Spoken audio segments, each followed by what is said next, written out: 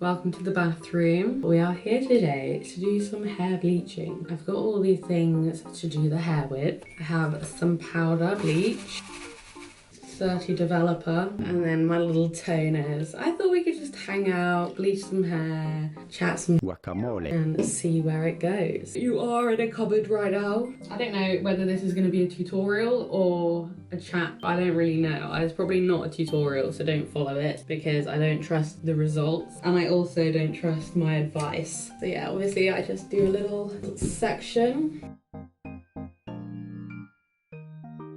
I'm way too used to looking like this, to be honest. Let's just go for it, you know?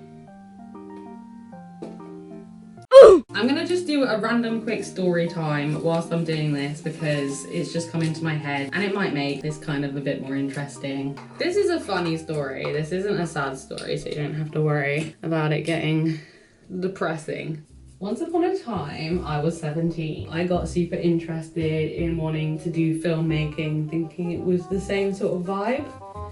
So I managed to get a job as a costume wardrobe assistant kind of situation on a few ad campaigns and short films. And I thought it was the absolute bollocks at the time, you know? I did one for Barclays Bank, and I did one for KFC.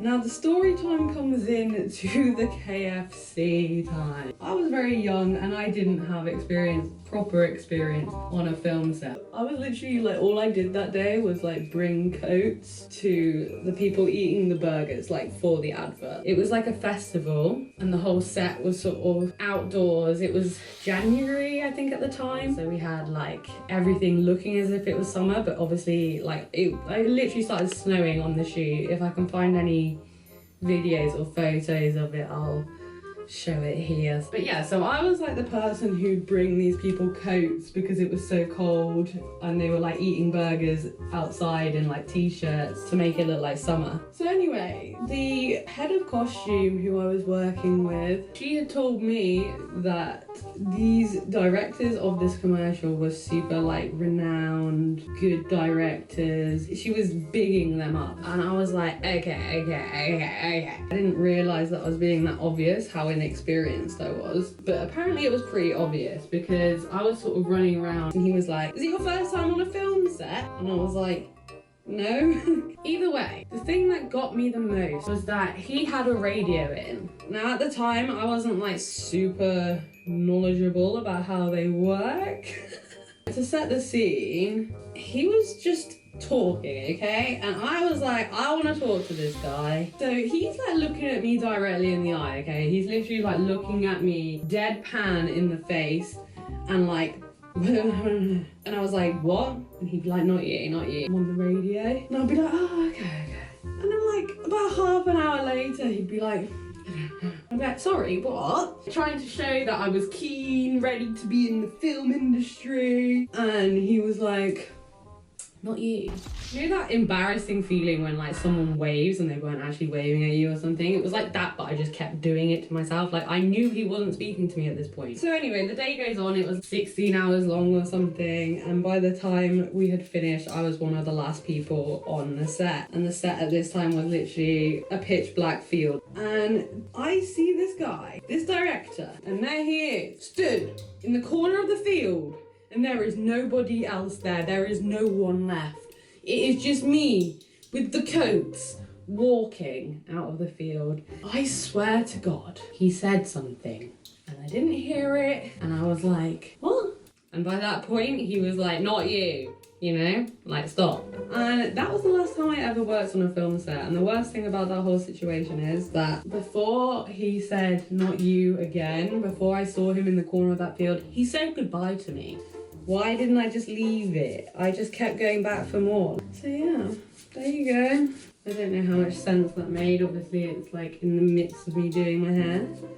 Right, I might skip through this bit, so let's just do a nice little time-lapse situation, speed this up, and I'll see you in like a second.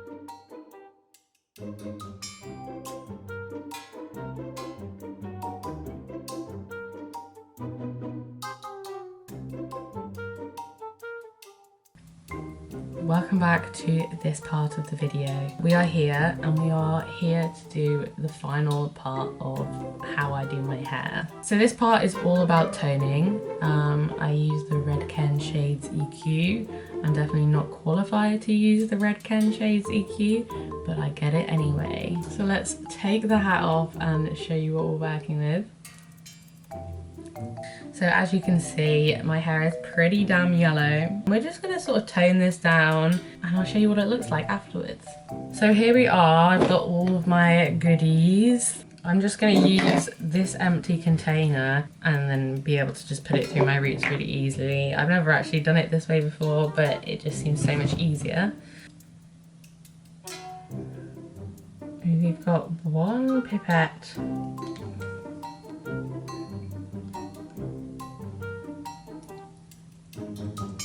We've got a weird collection of colours right now. You never really know how it's going to turn out until it's done. It's kind of like a nice little science experiment. So that's 5, 10, 15, 17 mil. So yeah. I want to mix it more.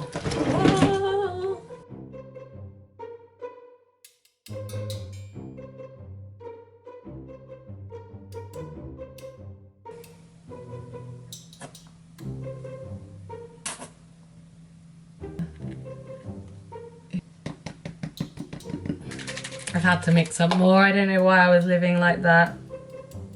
Here we go.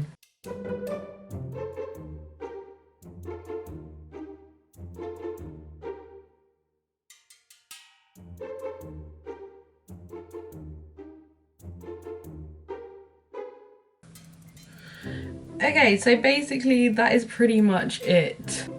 So I will see you on the other side. I can't lie, I've left my hair on for way longer than I anticipated, but there you go.